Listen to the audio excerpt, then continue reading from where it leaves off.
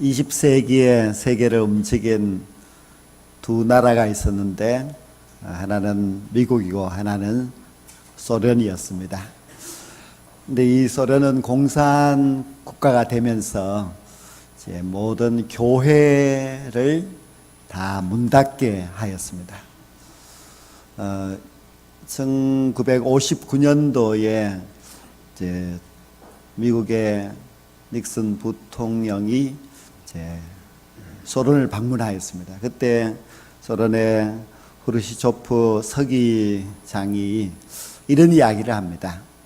앞으로 이제 7년 후가 되면은 우리 소련이 미국을 능히 따라잡을 수 있습니다. 그리고 당신의 손자들은 공산화된 미국에서 살게 될 것입니다. 그런 이야기를 했습니다. 그때는 이제 이 공산주의 국가가 전 세계로 점점 확장되어 가고 있을 때였기 때문에 미국도 공산주의 국가가 될 것이라 그렇게 말한 것입니다. 소련은 공산혁명을 일으킨 후에 이제 교회를 다 예배를 못 드리도록 문을 닫았습니다.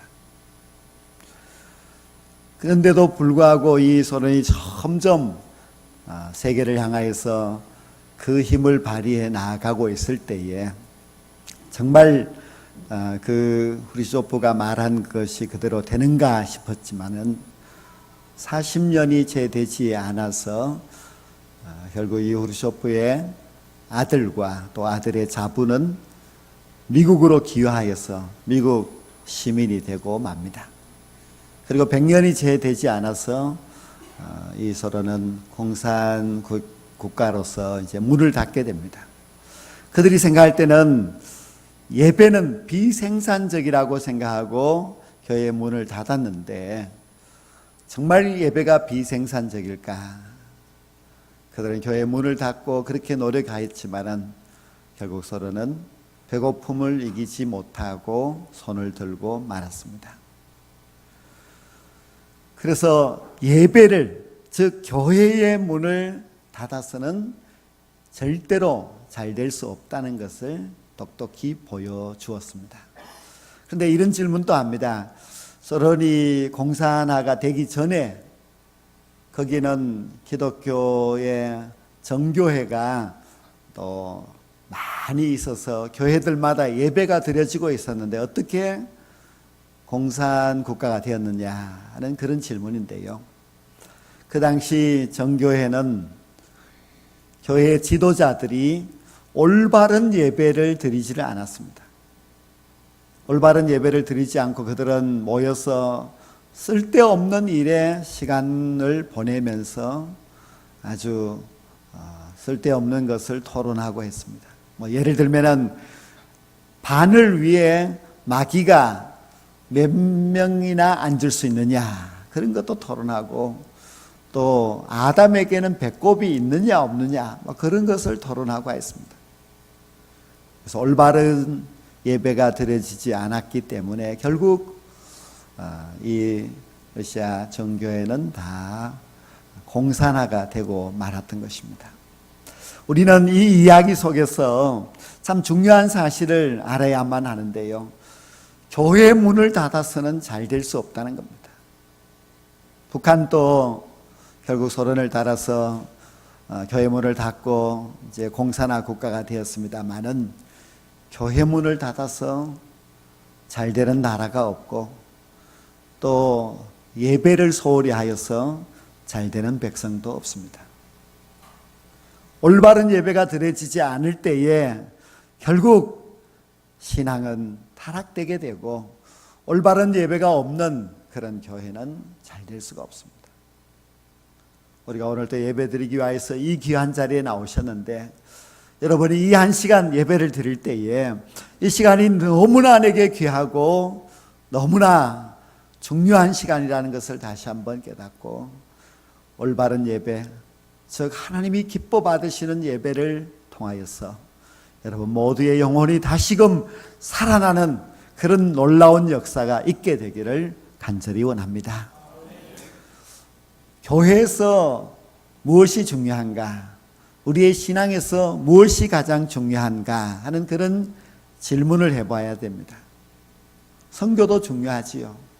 어떤 사람은 선교가 제일 중요하다고 생각하고 선교에만 매진하고 하는데요. 선교보다도 더 중요한 것이 있습니다. 어떤 사람은 또 교회 건축이 중요하다고 생각하고 교회를 잘 건축하려고 합니다. 봉사도 중요하다고 합니다. 그런데 그 모든 것보다도 더 중요한 것이 있으니 그것이 바로 예배입니다. 예배는 우리의 신앙생활에 있어서 가장 중요합니다. 교회의 모든 기능 가운데서 무엇이 가장 중요한가 하면은 예배가 가장 중요합니다. 예배가 흐트러지게 되고 예배가 없어지게 되고 하면은 우리의 영혼도 망하게 됩니다. 예배 가운데서는 살아있는 예배가 있고 죽은 예배가 있는데 살아있는 예배가 드려지는 교회는 부흥합니다. 죽은 예배를 드리는 교회는 그 교회는 망하게 됩니다. 우리 교회가 정말 예배마다 하나님이 살아서 역사하시며 살아있는 예배가 되어서 우리의 영혼도 살고 우리 교회도 부흥되는 놀라운 축복이 있게 되기를 간절히 소망합니다. 우리 교회가 2019년도 새해를 맞이해서 표를 영적 부흥으로 은혜를 나누는 교회라는 표를 세웠습니다. 영적 부흥, 이것이 올 한 해 동안 우리 모든 성도들이 꿈꿔야 하고 또 우리 교회가 지향해 나아가야 할 그런 목표가 분명합니다. 지난 1월, 2월, 3월 3개월을 지나면서 저는 반성해 보았습니다. 정말 우리 교회가 영적 부흥이 제대로 되고 있는가? 그런데 제 자신이 아직도 너무 답답함을 느끼게 되고 잘 안 된다고 하는 그런 생각이 자꾸 들었습니다. 그래서 4월을 맞이하였는데 어떻게 하면 우리 운남교회가 이제 이 남은 기간 동안 영적 부흥을 일으킬 수 있을까? 우리가 영적 부흥을 꿈꾸고 나아가는 이 한 해 동안 이 목표를 이루지 못하게 된다면 결국 우리 교회는 어떻게 될까? 이 중요한 때에 이것을 반드시 해야 된다는 그런 강한 도전을 받고 또 하나님이 제게 주시는 깨달음을 통하여서 오늘 정말 예배에 대해서 우리가 한번 깊이 생각해 보자는 마음으로 영적 부흥을 이 예배를 통하여서 이루자는 그런 마음으로 이 말씀을 준비하였습니다. 영적 부흥을 위하여서는 예배가 너무너무 중요합니다. 영적 부흥의 기초가 되는 것이 예배입니다. 예배가 없이 영적 부흥은 절대로 될 수가 없습니다. 그래서 예배가 그 무엇보다도 중요합니다. 그런데 우리가 어떻게 하면 영적 부흥을 이룰 수 있는 그런 예배자가 될 수 있느냐? 우리가 어떻게 하면 하나님이 정말 받으시고 하나님이 음량하시는 그런 예배의 생활을 할 수 있는가 하면은 그 첫 번째가 바로 예배에 빠지지 않는 것입니다. 예배에 빠지면은 절대로 영적 부흥을 우리가 꿈꿀 수도 없고 또 여러분 한 사람 한 사람 또 예배에 빠지게 되면은 영적 부흥이 아니라 영적 쪼그라듦이 있을 수밖에 없습니다. 그래서 우리는 예배에 빠지지 말아야 됩니다.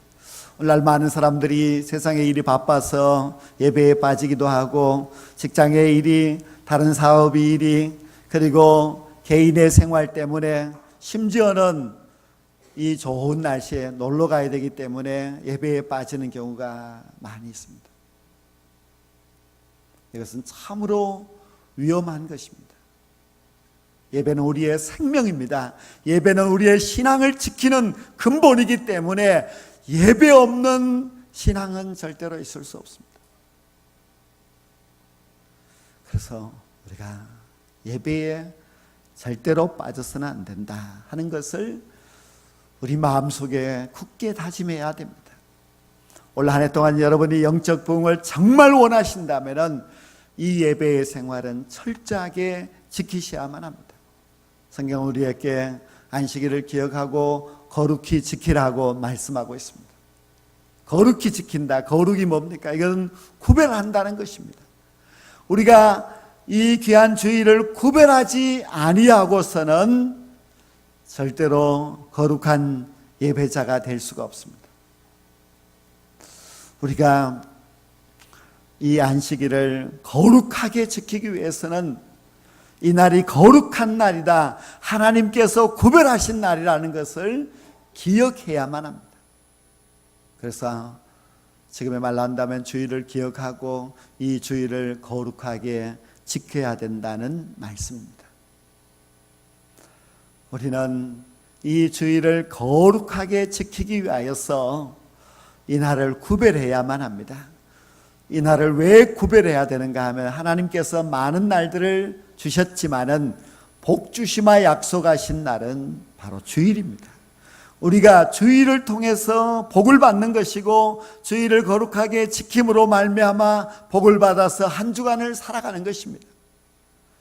우리가 이걸 동안 아무리 열심히 노력한다 할지라도 이 주일을 지키지 않으면은 하나님이 우리에게 주시는 복은 우리가 받을 수가 없습니다. 그래서 꼭 빠지지 말아야 됩니다. 이 주일 예배를 빠지지 않으려고 무척이나 애를 써야만 합니다.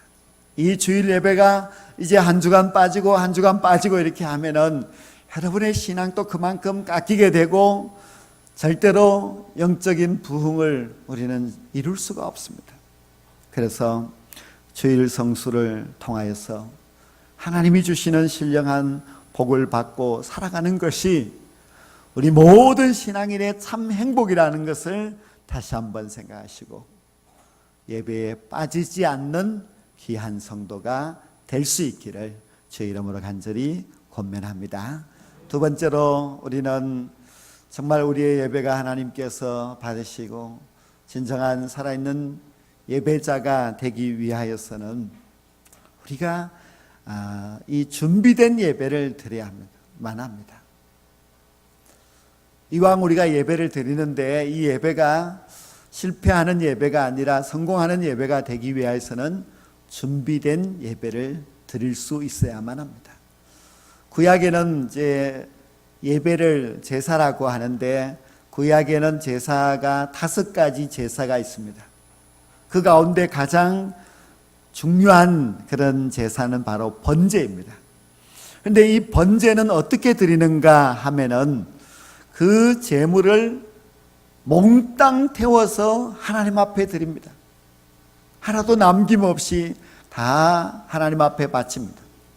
그래서 이 번제는 온전한 헌신을 나타내는 것입니다. 우리가 하나님 앞에 예배를 드리는 이 예배의 자세는 온전한 헌신이 되어야만 합니다. 우리가 여기 앉아있지만 생각이 다른 곳에 가 있어도 안 되고 또 우리가 예배를 드리는데 예배가 그저 형식적인 그런 예배가 되어서 온전한 예배가 되지 못하여서 하나님이 받지 않으시는 그런 예배가 되면은 그것은 다 헛된 예배가 될 수밖에 없습니다. 우리의 마음과 뜻과 정성 모든 것을 다 모아서 우리 하나님이 정말 기뻐 받으실 그런 산 제사로 하나님 앞에 예배를 드리게 될 때에 그것이 바로 하나님이 기뻐하시는 예배, 그리고 우리는 온전한 예배자가 될 수가 있습니다. 우리가 이 번제를 가만히 보면은 흠이 없는 제물을 하나님 앞에 드립니다. 그래서 양을 만약에 제물로 드린다면 양을 잡아놓고 그 제물을 드리기 전에 양을 살핍니다. 이 양이 혹시 다리를 절지 않나, 이 양이 병이 있어서 문제가 있지는 않나 하고 살피고 검사하고 검사한 후에 흠없는 제물이라는 것을 깨닫게 되면은 그때서야 그것을 하나님 앞에 바칩니다.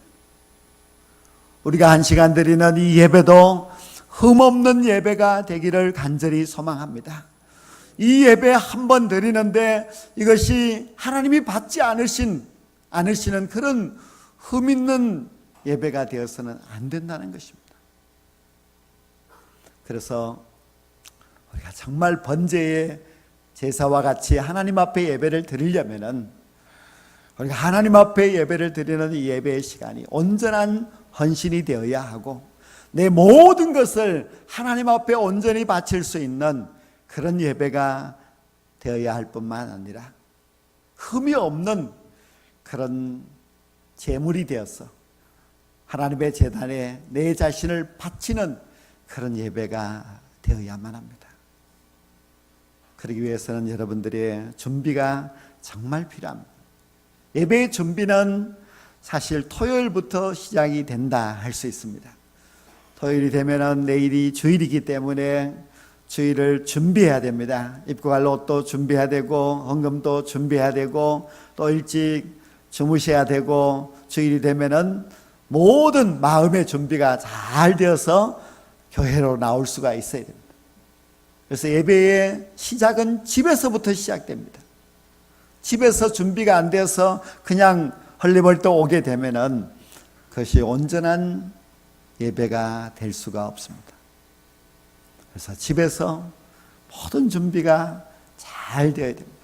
헌금도 잘 준비해야 되고 또 예배의 옷차림도 잘 준비되어야 하고 그리고 교회에 나와서도 하나님 앞에 내가 온전한 제물이라는 것을 깨닫고 내 모든 것을 하나님 앞에 바칠 수 있는 그런 번제의 예배가 될 때에 그 예배가 하나님 앞에 온전한 예배가 될 수 있고 그런 예배를 우리가 준비된 예배를 드리고 하면은 우리의 신앙이 변화가 되고 우리가 영적으로 성숙하게 되고 그리고 영적 부흥이 일어날 수가 있습니다. 우리가 온전한 예배자가 되기 위해서는 세 번째로 하나님 앞에 예배를 드릴 때에 예절을 갖추어서 예배를 드려야 됩니다. 예절을 갖춘다고 하는 것은 우리가 사회생활, 가정생활 어디에서든지 참 필요합니다. 옛날에 중국은 다른 모든 민족을 가리켜서는 오랑캐라 그렇게 불렀지만은 이 한국에 대하여서는 오랑캐라고 하지 않고 동방예의지국이라고 말하였습니다. 그렇게 한 이유는 이 한국은 어릴 때부터 예절 교육을 잘 시켰습니다. 13살이 되면 소학을 통하여서 예절 교육을 시키고 20살이 되면 또 대학을 통하여서 더 큰 예절 교육을 가정마다 그렇게 시켰습니다. 그래서 아주 예절만큼은 우리 한국이 정말 잘 되어 있어서 중국뿐만 아니라 다른 나라에서도 동방예의지국이라 그렇게 부른 것입니다. 예절은 참 중요한데 우리는 세상에서 물론 예절을 잘 지켜야 하지만 하나님 앞에서 우리의 예절은 정말 중요합니다. 우리가 세상의 대통령을 만난다 할지라도 우리의 몸가짐을 아주 단정히 하지요.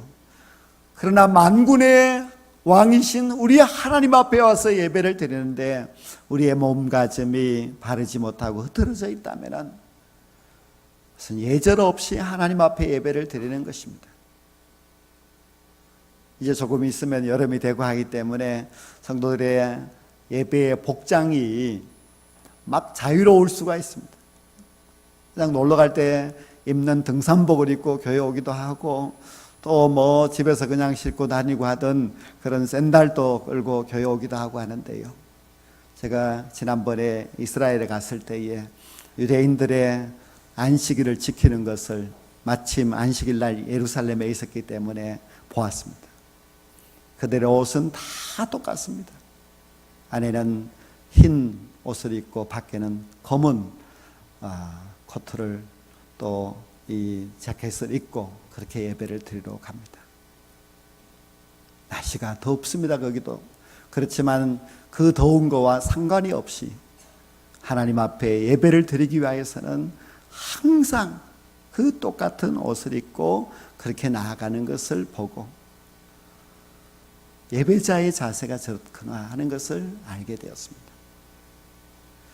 하나님 앞에 지켜야 될 그 예의를 우리가 갖추기 위하여서는 이 복장부터도 우리가 잘해야 되고 마음가짐도 물론 중요합니다.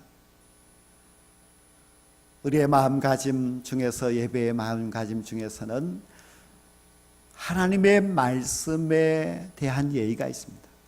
우리가 누가 말을 하는데 그 말을 제대로 듣지 아니하고 딴 생각을 하고 있거나, 또 누가 말을 하는데도 다른 행동을 하고 있거나 이렇게 하면은 그것은 예의가 아니지 않습니까? 설교를 듣는 시간은 하나님께서 목사를 통하여서 하나님의 말씀을 대언하는 그런 시간입니다.